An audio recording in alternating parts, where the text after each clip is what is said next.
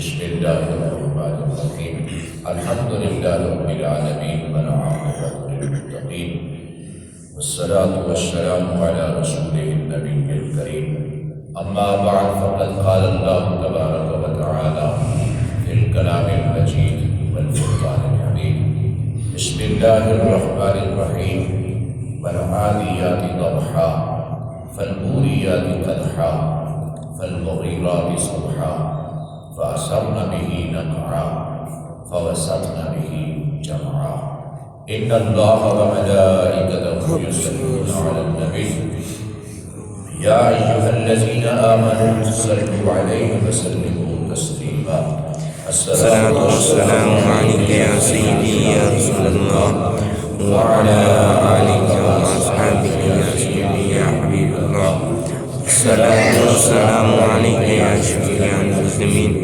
وعلى آلك وأصحابك يا رحمة للعالمين. الحمدللہ الحمدللہ الحمدللہ. تمام تعریفیں رب العالمین کے لیے، تمام درود و سلام رحمت للعالمین کے لیے، آپ کی آل پر، آپ کے اصحاب پر اور آپ کی ازواج مطہرات پر کروڑوں درود کروڑوں سلام. صالحین پر اللہ کی برکتیں اور اس کی رحمتیں. اللہ پاک اپنے فضل سے، اپنی رحمت سے ہمارے حال میں رحم و کرم فرمائے. آمین. اللہ رب العزت ہماری مدد فرمائے. قرآن پاک کو پڑھنے کی، قرآن پاک کو سمجھنے کی اور قرآن پاک پر عمل کرنے کی ہماری مدد فرمائے. کیونکہ اللہ رب العزت کی مدد کے بغیر، اس کے فضل کے بغیر، اس کی رحمت کے بغیر تو درخت کا پتا بھی نہیں. یہ اس ذات کا احسان ہے کہ جس ذات اقدس نے ہمیں زندگی، صحت، تندرستی کے ساتھ توفیق بھی عطا فرمائی. آج الحمدللہ اللہ رب العزت کے فضل سے، اس کے پیارے حبیب کی رحمت سے اور آپ دوستوں کی دعاؤں سے قرآن مجید فرقان حمید کے آخری پارے سے سورہ عادیات اور سورہ عادیات کی ابتدائی 5 آیتیں تلاوت کی ہیں. اللہ رب العزت نے اس قرآن کریم کی اس صورت کے اندر، ان آیات کے اندر مجاہدین کے گھوڑوں کی قسمیں اٹھائی ہیں. سبحان اللہ، سبحان اللہ. مجاہدین کے گھوڑوں کی قسمیں اٹھائی ہیں. سبحان اللہ. جس کیفیت کے ساتھ وہ گزرے ہیں اس کیفیت کی قسم اٹھائی. پھر آپ خود اندازہ فرمائیں مجاہدین کی کیا شان ہے.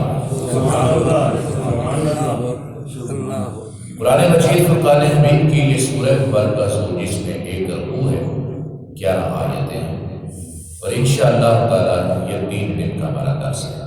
اور اس کے بعد سورہ قاریہ ہے، اس کے اندر بھی 1 رکوع 11 آیات ہیں، وہ ہمارے 2 دن کا درس ہے. انشاءاللہ تعالی اس ہفتے میں 5 دنوں کے اندر 2 سورتوں کا درس ہوگا. اللہ پاک ہمت عطا فرمائے. آمین. اللہ کی مدد عطا فرمائے. آمین. اللہ تعالیٰ اپنے فضل سے، اپنی رحمت سے ہماری قرآن پاک آسان فرما کر اور ہمیں قرآن کریم کی تعلیمات پر عمل کرنے کی توفیق عطا فرمائے. آمین. اس سورہ مبارکہ کا جو ترتیب کا نمبر ہے، قرآن کریم کی ترتیب کا سورہ زلزال کے بعد سورہ قاریہ سے پہلے 100 نمبر ہے. اس سورت کے بعد 14 سورتیں باقی ہیں انشاءاللہ.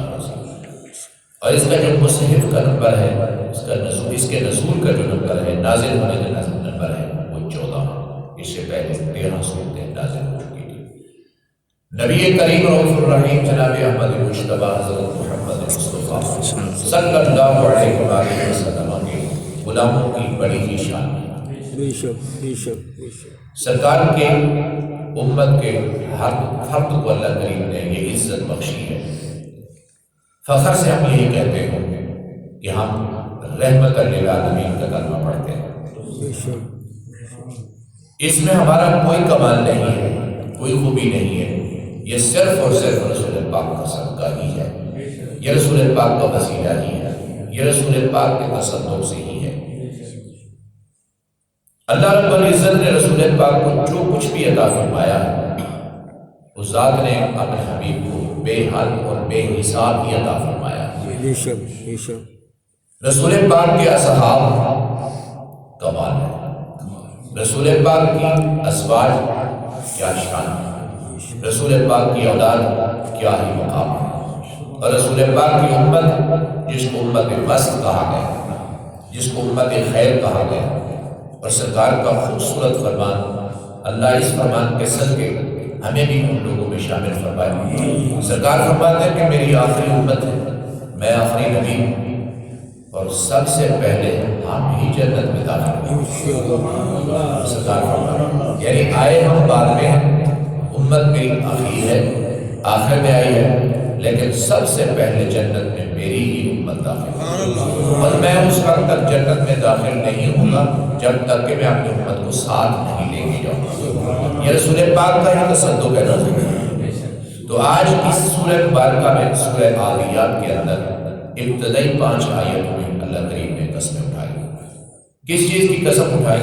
ارشاد فرمایا کہ ان گھوڑوں کی قسم ہے جو تیز دوڑتے ہیں اور ان کے سینے سے آواز نکلتی ہے، فرمایا والعادیات ضبحا۔ اور پھر وہ پہاڑ ہو، مٹی ہو، پتھر ہو، مجاہدین نے جانا ہی ہے جہاد کے لیے، مجاہد نے پہنچنا ہی ہے، دن ہو، رات ہو، دھوپ ہو۔ یہ تو اعزاز حاصل ہے نا، انہوں نے دین کی حفاظت کرنی ہے، ملت کی حفاظت کرنی ہے۔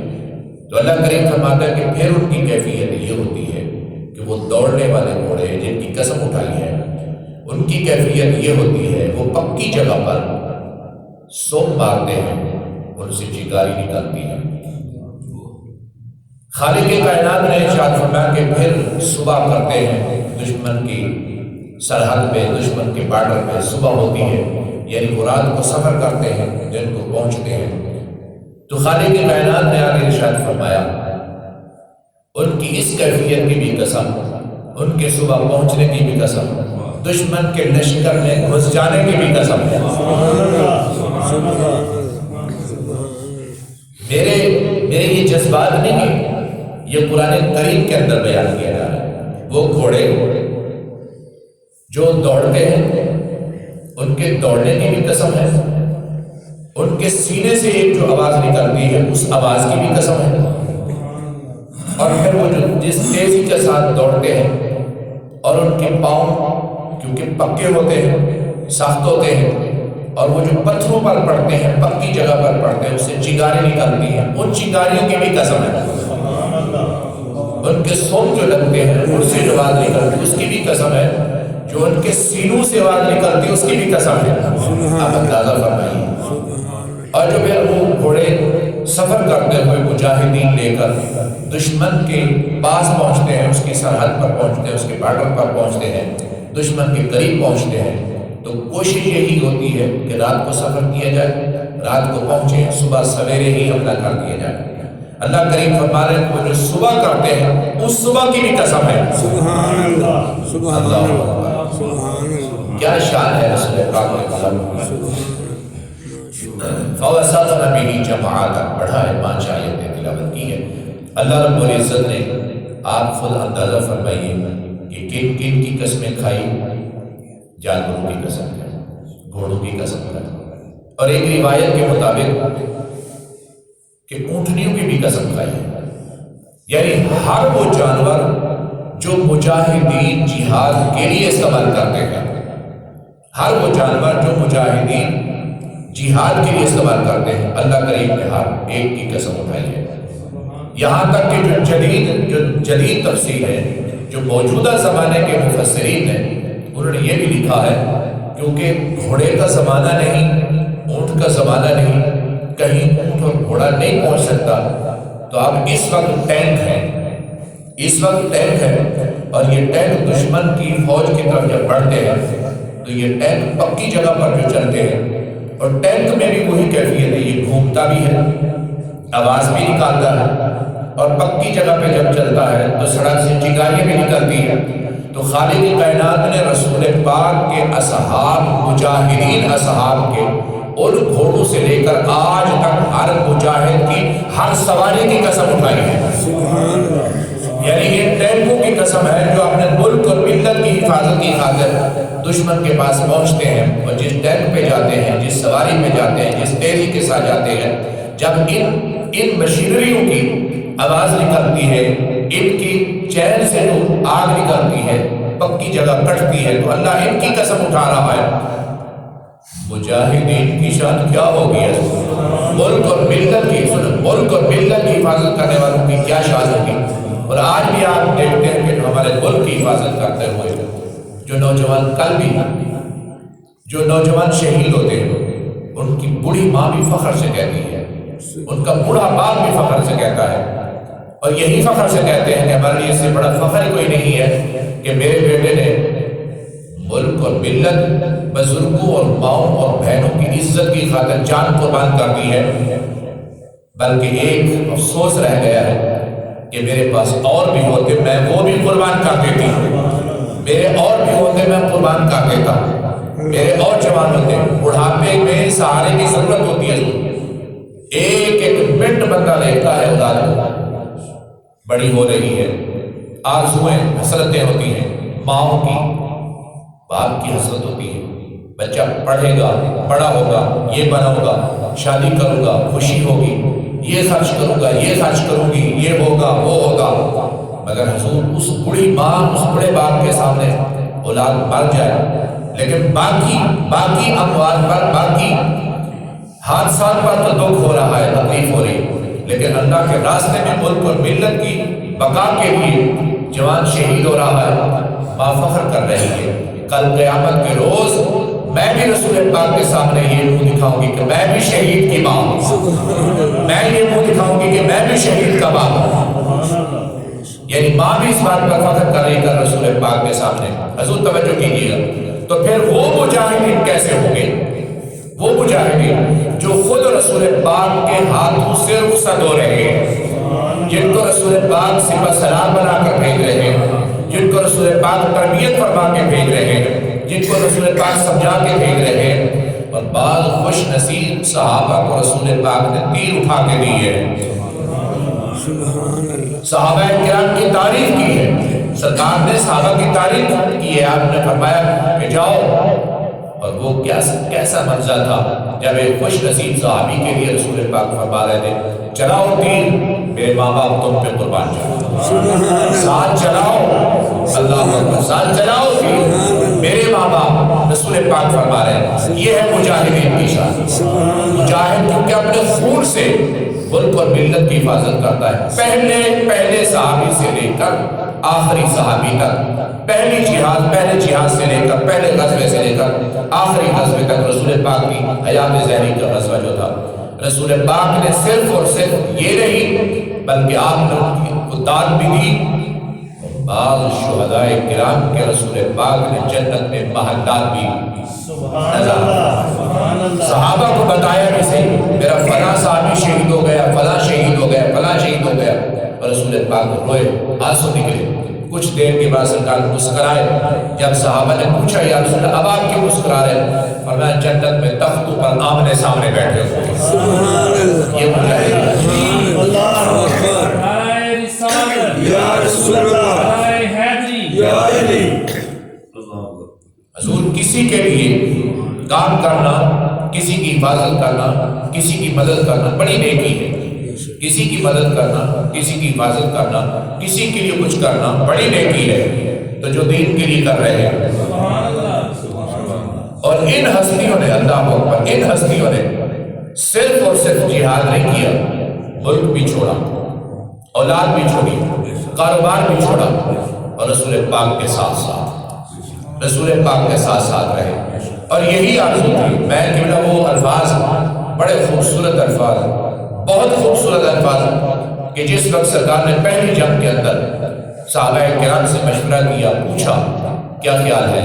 دشمن کا لشکر 1000 ہے، ہمارے 313، ہمارے پاس صرف 2 گھوڑے اور وہ تو تیاری کر کے آئے، ہمارے پاس پہننے کے لیے، سواریوں کے لیے، لڑنے کے لیے کچھ نہیں ہے، اور ان کے پاس تو سب کچھ ہے۔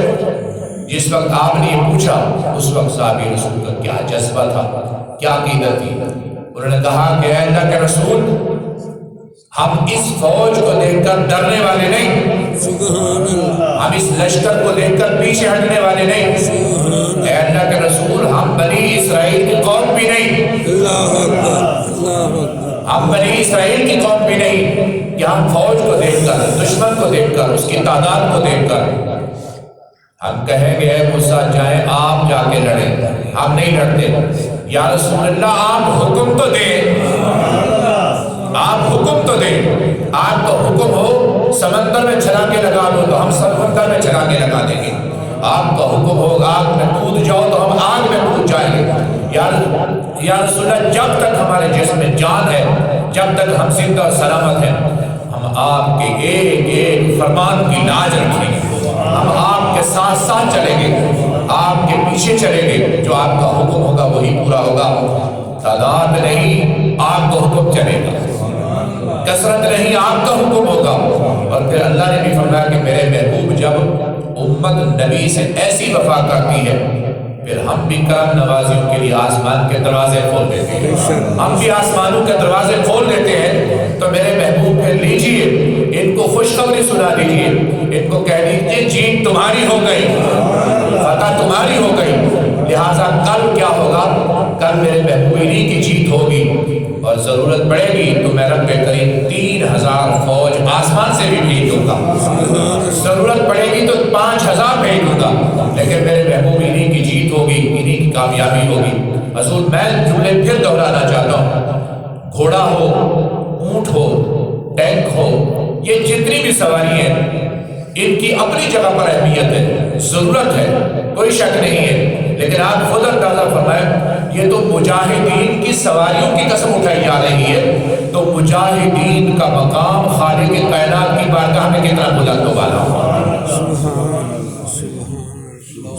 مجاہد کو جو عزت ملتی ہے، مجاہد کو جو عزت ملتی ہے، کمال کا جملہ، اس میں ایک یہ ہوتی ہے کہ جس وقت وہ دنیا سے رخصت ہوتا ہے، فوت ہوتا ہے، شہید ہوتا ہے، اور اس کے جسم پر جو بھی ہتھیار چڑھتے ہیں، تلواروں کا زمانہ تھا تو تلواریں تھیں، نیزے تھے، جو بھی گرز تھے، جو کچھ بھی تھا، آپ نے سنا ہے اللہ کریم فرماتے ہیں کہ انہیں مردہ مت کہنا، جو میرے راستے میں قتل ہوئے، لیکن بندے کے ٹکڑے ٹکڑے ہو گئے، اور جو ٹینک کے گولے سے اڑا دیا جاتا اس کا تو بچنے ہی کچھ نہیں ہے، اور جن کو تیل کی دیگوں میں ڈال دیا جاتا ہے، جن کو گرم کھول کے پانی میں ڈال دیا جاتا ہے، ان کا کیا بچتا ہے؟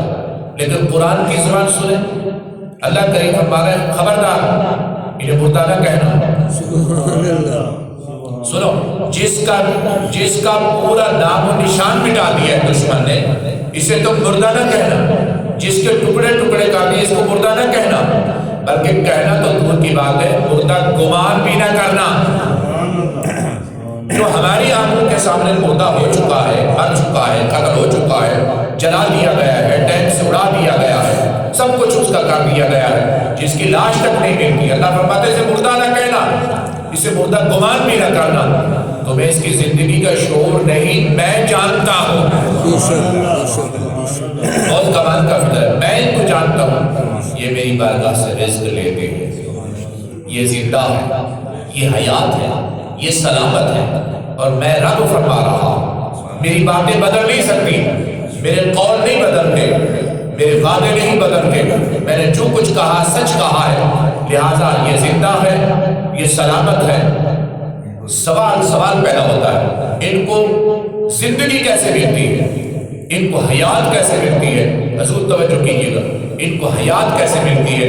کہتے ہیں کہ تلوار مار ڈالتی ہے، مار ڈالتے ہیں، یہ جتنے ہتھیار ہیں فنا کر دیتے ہیں، اس کو جو حیات ملتی ہے اس کے حسن کا جلوہ ہوتا ہے، وہ دیدار ہوتا ہے، خالق کائنات کا دیدار ہے جو زندہ کر دیتا ہے اسے، خالق کائنات کا دیدار ہے جو زندہ کر دیتا ہے۔ ولی، غوث، قطب، ابدال، علماء، فضلاء، کوئی بھی نیک صالح بندہ جنت میں جانے کے بعد واپس آنے کی خواہش نہیں کرے گا، اور یہ مجاہدین ہوں گے، یہ جہاد کرنے والے ہوں گے، جنہوں نے ملک اور ملت کی حفاظت کی ہوگی، جنہوں نے دین اسلام کی حفاظت کی ہوگی، جنہوں نے بہن بیٹیوں کی عزت آبرو کی حفاظت کی ہوگی، جنہوں نے آج کی بات کرو، جنہوں نے اصحاب رسول کی عزت کی حفاظت کی ہوگی، جنہوں نے ازواج رسول کی عزت کی حفاظت کی ہوگی، جنہوں نے آل رسول کی عزت کی حفاظت کی ہوگی، جنہوں نے رسول پاک کی حفاظت کی ہوگی، اور یہ کہیں گے کہ یا اللہ دوبارہ بھیج، دوبارہ میں جنت میں مزہ ہے، اس میں کوئی شک نہیں ہے، لیکن جب دشمن کی تلوار چلی تو اس میں مزہ ہی کچھ اور تھا، کیونکہ جنت میں تیری نعمتیں ہیں اور تلوار کی ساتھ میں تو خود موجود تھا۔ جنت میں نعمتیں مل رہی ہیں، ہم نعمتیں کھا رہے ہیں، اور وہاں تیرا دیدار ہو رہا تھا۔ اللہ تبارک و تعالیٰ نیک سالے لوگوں کے صدقے ہمیں دین اسلام پر چلنے کی توفیق عطا فرمائے۔ مولا کریم ہم سب